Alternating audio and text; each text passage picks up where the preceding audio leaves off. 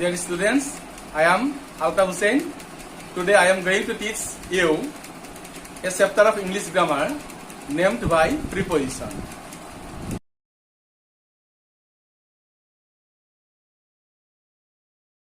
Dear students, আমি টেটত যে option পাম প্ৰিপজিশন সিলেক্ট কৰাৰ ক্ষেত্ৰত সেই অপশনবোৰৰ পৰা সিলেক্ট কৰিব যাওঁতে আমি প্ৰিপজিশনৰ সম্পৰ্কে আমাৰ কনসেপশনটো ক্লিয়াৰ থাকিব লাগিব গতিকে মানে কোনটো প্ৰিপজিশন কোনটো ভাৰ্বৰ লগত হয় আমি এই বিষয়ে ৰুলছ বিলাক বা ইউসেজ বিলাক জানো আহা নাম্বাৰ 1 মই এংগ্ৰি ভাৰ্বটো লৈছো এংগ্ৰি মানে খং কৰা খং উঠা এংগ্ৰি ভাৰ্বটো এংগ্ৰি ভাৰ্বৰ লগত কেনেকুৱা প্ৰিপজিশন কেতিয়া ইউজ হয় আমি চাওঁ আহাচোন এংগ্ৰি উইথ হয় মানুহৰ ওপৰত খং কৰা বুজালে বা খং উঠিলে এংগ্ৰি এট হয় বস্তুৰ ওপৰত খং উঠিলে এংগ্ৰি টু হয় মাত কথা প্ৰস্তাৱ খুৰ আদিৰ ওপৰত খং উঠিলে এতিয়া এক্সাম্পল কেইটামান চালে গম পাম আমি I am angry with Ratul him them Ratul মানে মানুহ ৰুল মতে আছে কি এংগ্ৰি উইথ হয় মানুহৰ ওপৰত খং কৰিলে গতিকে এংগ্ৰি উইথ ৰাতুল ৰাতুলটো যিহেতু মানুহ হিম মানে তেওঁৰ ওপৰত খং কৰা তেওঁতো মানুহ দেম মানে মানুহক বুজাইছে গতিকে এনেকুৱা মানুহ থাকিলে এংগ্ৰিৰ পিছত উইথ প্ৰিপজিশন বহে তাৰপিছত আৰু এটা 2 নম্বৰ এক্সাম্পল চাওঁচোন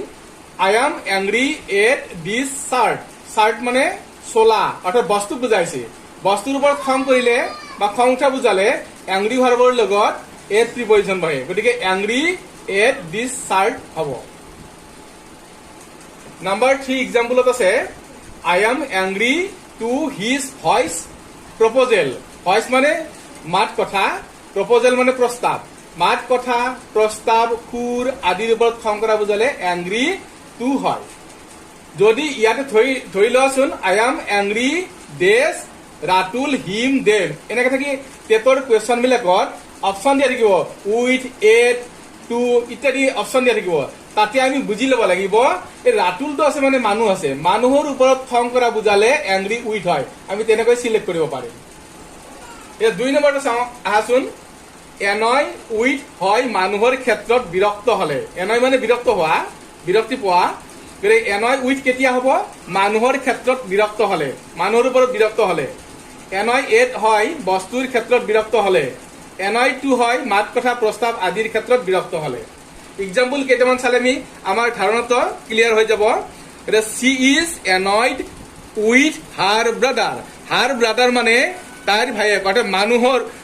ওপৰত বিৰক্ত হোৱা বুজাইছে গতিকে মানুহৰ ওপৰত হাৰ ব্ৰাদাৰটো মানুহ বুজাইছে মানুহৰ ওপৰত বিৰক্ত হলে এনয় উইথ হয় এনয়ৰ লগত তেতিয়া উইথ হ'ব Leela is annoyed at her old frock ৰীনাই তাইৰ অল্ড ফ্ৰক পুৰণা ফ্ৰকটোৰ ওপৰত বিৰক্ত হৈছে গতিকে ফ্ৰকটো হ'ল বস্তু ওপৰত বিৰক্ত হোৱা মানে এনয় ভাৰ্বৰ লগত প্ৰিপজিশন আহিব এট গতিকে annoyed at her old frock তাৰ থাৰ্ড এক্সাম্পল চাওঁ mister Gupta is annoyed to my voice oblique proposal voice মানে মাত কথা প্ৰপ'জেল মানে প্ৰস্তাৱ মাত কথা প্ৰস্তাৱ সুৰ আদিৰ ওপৰত বিৰক্ত হলে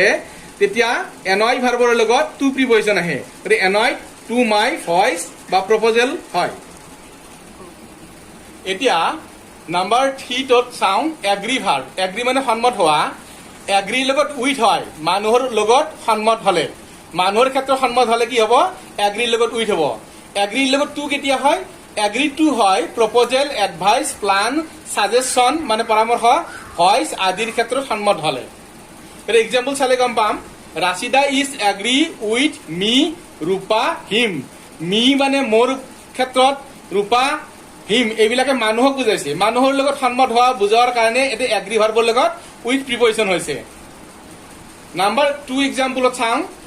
আফ্ৰিডা is agree to my proposal voice proposal প্ৰস্তাৱ ভইচ মানে মাত কথা ইত্যাদিৰ ক্ষেত্ৰত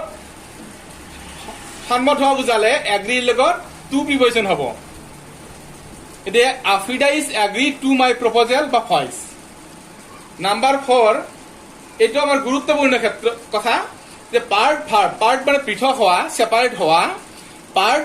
ভাৰ্বৰ লগত ফ্ৰম হয় মানুহৰ পৰা পৃথক হোৱাৰ ক্ষেত্ৰত ফ্ৰম হয় এইটো কিন্তু সাৱধান হ'ব লাগিব আমি সকলোৱে সাৱধান হ'ব লাগিব এইটো মনত ৰখাৰ ক্ষেত্ৰত কাৰণ সচৰাচৰ উইথটো মানুহৰ ক্ষেত্ৰত হয় যে এগ্ৰি উইথ হ'ব মানুহৰ ক্ষেত্ৰত এংগ্ৰি উইথ হ'ব মানুহৰ ক্ষেত্ৰত এনয় উইথ হ'ব মানুহৰ ক্ষেত্ৰত তাৰমানে উইথ থাকে মানুহৰ ক্ষেত্ৰত বুজালে কিন্তু পাৰ্ট ভাৰ্বৰ ক্ষেত্ৰত আমি কৰিম কি উইথটো মানুহৰ লগত নহ'ব এইবাৰ পাৰ্ট ফ্ৰম হয় মানুহৰ পৰা পৃথক হোৱা ক্ষেত্ৰত পাৰ্ট উইথ হয় বস্তুৰ পৰা পৃথক হোৱা ক্ষেত্ৰত এইটো অলপ গুৰুত্ব দিব লাগিব পাৰ্ট উইথ মানুহৰ নহ'ব পাৰ্ট ফ্ৰম হয় মানুহৰ পৰা পৃথক হোৱা বুজালে পাৰ্ট উইথ হ'ব বস্তুৰ পৰা পৃথক হোৱা অৰ্থত বা বুজালে এতিয়া এক্সাম্পল কৰি চাওঁ I can not part from Afrida and Afrin Afrida and Afrin এই দুজনী ছোৱালীৰ নাম এই ছোৱালী দুজনীৰ পৰা বা মানুহৰ পৰা মানুহ বুজাই ছোৱালী মানে মানুহ দুজনৰ পৰা পৃথক হৈ থাকিব মই নোৱাৰো বুজাইছে নহয় এই পাৰ্ট ফ্ৰম হ'ব যিহেতু মানুহক বুজাইছে আৰু ছেকেণ্ড এক্সাম্পলত আছে I can not part with English grammar মানে বস্তু মাত কথা এইবিলাকৰ পৰা মানে পৃথক হ'ব নোৱাৰিলে তেতিয়া কি হ'ব I can not part with হৈ যাব মানুহ হ'লে পাৰ্ট ফ্ৰম মানুহৰ পৰা পৃথক হোৱা বুজালে পাৰ্ট ফ্ৰম আৰু বস্তুৰ পৰা হ'লে বা মাত কথাৰ পৰা হ'লে পাৰ্ট উইথ হয় এইবাৰ 5 নম্বৰ ৰুলটোত আহিছো এট আৰু ইন দুয়োটাৰ অৰ্থ একে টাইপৰে কেৱল গ্ৰামেটিকেল ইউজটো বেলেগ হয় এটৰ ব্যৱহাৰ আছে নাম্বাৰ 1 সৰু গাঁও ঠাই চহৰ আদিৰ আগত এট বহে যেনে example he lives at Chaygaon Dhupdhara বা বক দুলিয়াজান ইত্যাদি গতিকে he lives at Chaygaon Dhupdhara বক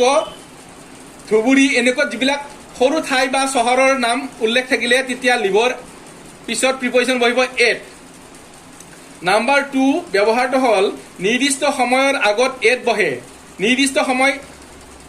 উল্লেখ থাকিলে তাৰ আগত এট বহিব যেনে I always go to college at 9 AM 9 AM তই নিৰ্দিষ্ট সময় বুজাইছি গতিকে এটত এট ব্যৱহাৰ হ'ব ষ্টেচন আৰু হোটেলৰ আগত এট বহে ষ্টেচন আৰু হোটেল যদি নাম থাকে তেতিয়া তাৰ আগত কি দিম আমি এট প্ৰিপজিশ্যন দিম যেনে Hemen will arrive at the station আছে মানে এৰাইভৰ লগত এট হ'ব নেক্সট এক্সাম্পল আছে he stayed the last night at the hotel থাকিলে এট প্ৰিপজিশ্যন বহিব he stayed the last night at the hotel in the hotel নহয় হোটেলৰ আগত এট প্ৰিপজিশ্যন বহে নেক্সট আমি এতিয়া চাওঁ ইন ক'ত ব্যৱহাৰ কৰা হয় ইনৰ ব্যৱহাৰৰ ক্ষেত্ৰত নাম্বাৰ 1টো হ'ল ডাঙৰ ঠাইৰ যেনে চহৰ নগৰ প্ৰদেশ দেশ মহাদেশ আদিৰ আগত ইন বহে যদি ডাঙৰ চহৰ হয় নগৰ হয় মহানগৰ হয় প্ৰদেশ হয় দেশ মহাদেশ আদি বুজায় তেতিয়া তাৰ আগত ইন ব্যৱহাৰ কৰিব লাগিব for example my brother lives in Guwahati এখন মহানগৰ গতিকে মহানগৰত এট দিব নোৱাৰো আমি এতিয়া কি দিম ইন দিম মুম্বাইৰ আগত ইন হ'ব লণ্ডনৰ আগত ইন হ'ব নাম্বাৰ 2 ইনৰ ব্যৱহাৰৰ নাম্বাৰ 2ত আছে ব্যাপক সময় বুজোৱা শব্দ হ'লে যেনে মৰ্নিং এটা ব্যাপক সময় বহু সময় ইভিনিং মান্থ ইয়াৰ মানে মান্থ মানে মাহ ইয়াৰ মানে বছৰ চন ঋতু চন খ্ৰীষ্টপূৰ্ব খ্ৰীষ্টাব্দ আদিৰ আগত ইন ব্যৱহাৰ কৰা হয় এইবিলাক ব্যাপক সময় বুজায় মৰ্নিং ইভিনিং মান্থ ইয়াৰ ঋতু মানে চিজন আৰু চন খ্ৰীষ্টপূৰ্ব খ্ৰীষ্টাব্দ আদিৰ আগত ইন ব্যৱহাৰ কৰা হয় যেনে example Afrida was born in 2012 হ'ল এটা চন গতিকে তাৰ আগত এট প্ৰিপজিশ্যন নবহে চনৰ আগত ইন হয় গতিকে in 2012 next example Afrin was born in December এটা মান্থ মাহৰ আগত কি প্ৰিপজিশ্যন বহে ইন প্ৰিপজিশ্যন বহে ইন ডিচেম্বৰ ইন জুলাই যিকোনো মাহৰ নাম উল্লেখ কৰিলে 12টা মাহৰ নাম উল্লেখ কৰিলে ইন প্ৰিপজিশ্যন বহিব he came here in the morning in the evening morning evening এনেকুৱা সময় বুজালে in the evening in the morning এনেকুৱা হ'ব next example he was born in the 3rd century BC মানে বিফৰ খ্ৰাইষ্ট খ্ৰীষ্টপূৰ্ব অসমীয়াত যে আমি কওঁ খ্ৰীষ্টপূৰ্ব BC বুলি কয় অৰ্থাৎ ফুলকে ক'লে before Christ 3rd century BC খ্ৰীষ্টপূৰ্ব বা খ্ৰীষ্টাব্দ বুজালে তাৰ লগত ইন প্ৰিপজিশ্যন বহে কিন্তু এটা কথা মনত ৰাখিবা ডন মানে ৰাতিপুৱা নুন মানে দুপৰীয়া ডাস্ক মানে সন্ধিয়া মিড ডে মানে দুপৰীয়া হয় মিড নাইট মানে মাজ নিশা নাইট মানে ৰাতি ডে টাইম মানে দিনৰ সময় আদিৰ আগত কিন্তু ইন ব্যৱহাৰ কৰা নহয়, যদিও ব্যাপক সময় বুজায় dawn, noon, dusk, mid day, mid night, night, day time আদিৰ ক্ষেত্ৰত কি হ'ব, এট ব্যৱহাৰ কৰা হ'ব। For example he came to বা he came at dawn, dawn আছে মানে এট হ'ব, নাইট থাকিলে এট হ'ব, noon, dusk, mid day, mid night এইবিলাকৰ আগত কি হ'ব, এট প্ৰিপজিশ্যন বহিব। ইয়াত ইন হ'ব নোৱাৰে, ইন ডাউন, ইন নাইট নহয়, at dawn, at night, at noon, at dusk, at midday, at midnight, এই সময়খিনি চাব লাগিব আমি। ইনৰ ব্যৱহাৰ আৰু এটা আছে 3 নম্বৰত, ইনৰ ব্যৱহাৰ আছে ভিতৰত বুজোৱা অৰ্থত ইন ব্যৱহাৰ কৰা হয়। ইন মানে ভিতৰত, ভিতৰত বুজোৱাৰ ক্ষেত্ৰত ইন ব্যৱহাৰ কৰা হয়। যেনে এক্সাম্পল আছে the students were in the classroom, ছাত্ৰ ছাত্ৰীবোৰে ক্লাছৰুমৰ ভিতৰত আছে, গতিকে ইন দ্য ক্লাছৰুম হ'ব। এইবাৰ হৈছে one of the most important uses of on and in. On ক'ত ব্যৱহাৰ কৰা হয় আৰু ইন ক'ত ব্যৱহাৰ কৰা হয়, জোৰা জোৰাকে দিছো মই অন আৰু ইনৰ ব্যৱহাৰ। অনটো ব্যৱহাৰ কৰা হয় বাৰ, যেনে 7 days আছে, ছানডে, মনডে, টিউজডে, ৱেডনেছডে, এনেকৈ 7 days অফ দ্য উইক। বাৰ বুজালে বা তাৰিখ বুজালে তাৰ আগত কি হ'ব, বাৰ, তাৰিখ আদিৰ আগত অন ব্যৱহাৰ কৰা হয়। গতিকে এক্সাম্পল আছে he will come here on Monday, মনডেটো দেখাৰ লগে লগে আমি গম পাব লাগিব এইটো হ'ল বাৰ, গতিকে বাৰৰ আগত অন প্ৰিপজিশ্যন বহে। গতিকে ইয়াতে অপশ্যনত অন, ইন, টু যিয়ে নাথাকক আমি তাৰ পৰা মনত কৰিব লাগিব যে মনডে আছে মানে তো অন হ'ব। তাৰপিছত নেক্সট এক্সাম্পল আছে India became independent on August 15। তোমালোকে এটা কথা গুৰুত্ব দিবা, আগষ্ট মাহটো চাই পেলাই তৎক্ষণাত ইন প্ৰিপজিশ্যন নিদিবা, কাৰণ আগষ্ট মাহৰ আগত ইন হয় মই জানো, বা অলপ আগতে মই কৈ আহিলো মাহৰ আগত, চনৰ আগত এইবিলাকত কি হয়, ইন প্ৰিপজিশ্যন বহে। কিন্তু আগষ্ট তাৰ পিছফালে 15টো আছে, 15 আগষ্ট বুজাইছে। তো আমি জানো আজিকালি মানে আগষ্টৰ আগত তাৰিখটো দিনত হয়, তাৰিখটো দিব মাহটো লিখি পিছত, কাৰণ আগষ্ট মাহটো চাই পেলাই কিছুমানে ভাবিব মাহক বুজাইছি তৎক্ষণাত ইন দিব, গতিকে ভুল কৰিবৰ কাৰণে, ভুল কৰাবৰ কাৰণে মাহটোৰ পিছত তাৰিখটো দি থৈ দিয়ে। আগষ্ট 15 মানে এটা মাহ নহয়, আগষ্ট 15 মানে এটা তাৰিখ, তাৰিখক বুজাইছে কাৰণে ইয়াত অন প্ৰিপজিশ্যন বহিব, অন আগষ্ট 15। তাৰপিছত ইনটো ক'ত ব্যৱহাৰ কৰা হয় আৰু চাইছো এইবাৰ, ইন ব্যৱহাৰ কৰা হয় সপ্তাহ, উইক, পক্ষ মানে ফৰ্ট নাইট, মাহ, চন, শতাব্দ আদিৰ আগত ইন ব্যৱহাৰ কৰা হয়। For example India became independent দেশ আগষ্ট বুলি ক'লে আমি ইয়াত কি কৰিম, এটা ইন দি দিম, কাৰণ আগষ্ট হ'ল এটা মাহ, মাহৰ আগত ইন প্ৰিপজিশ্যন বহে, ইন আগষ্ট। কিন্তু তাৰিখ যদি থাকে এতে অন হৈ যাব তৎক্ষণাত, এইটো অলপ গুৰুত্ব দিবা। তাৰপিছত next example there are 7 days in a week, উইকক বুজালে কাৰণে ইন হ'ব, সপ্তাহৰ আগত ইন ব্যৱহাৰ কৰা হয়। There are 15 days in a fortnight, fortnight মানে পক্ষ, এক পক্ষত কিমান 15 days থাকে নহয়নে, ওৱান ফৰ্টনাইট কণ্টেইনছ 15 days, গতিকে ফৰ্টনাইট মানে হ'ল পক্ষ, পক্ষৰ আগত ইন প্ৰিপজিশ্যন বহে। আফ্ৰিন ৱাজ বৰ্ণ ইন 2019, চন বুজাইছে, চন বুজা মানে তাৰ আগত ইন বহিব। এতিয়া 7 নম্বৰত আকৌ আছে অন আৰু অভাৰ, অন মানে ওপৰত, অভাৰ মানে ওপৰত। এতিয়া গুৰুত্ব দিবা, এটা খুব মানে ভাল এটা ব্যৱহাৰ,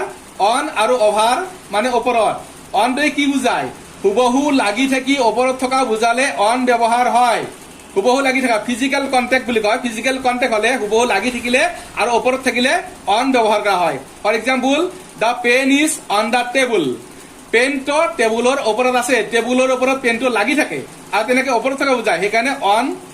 দ্য টেবুল হ'ব, কাৰণ লাগি থকা বুজাইছে। অভাৰ মানে ওপৰত থকা, কিন্তু কেনেকুৱা ওপৰত থকা, এইটো ওলমি থাকি ওপৰত থকা বুজালে অভাৰ বহে, তাৰমানে লাগি নাথাকে, ওপৰতো লাগিব কিন্তু লাগি নাথাকে। For example the birds are flying over the tree, চৰাইবোৰে গছডালৰ ওপৰত উৰি আছে, গছডালৰ ওপৰতে উৰি আছে কিন্তু গছডালত লাগি থকা নাই, সেইকাৰণে ফ্লাইং অভাৰ দ্য ট্ৰি হ'ব।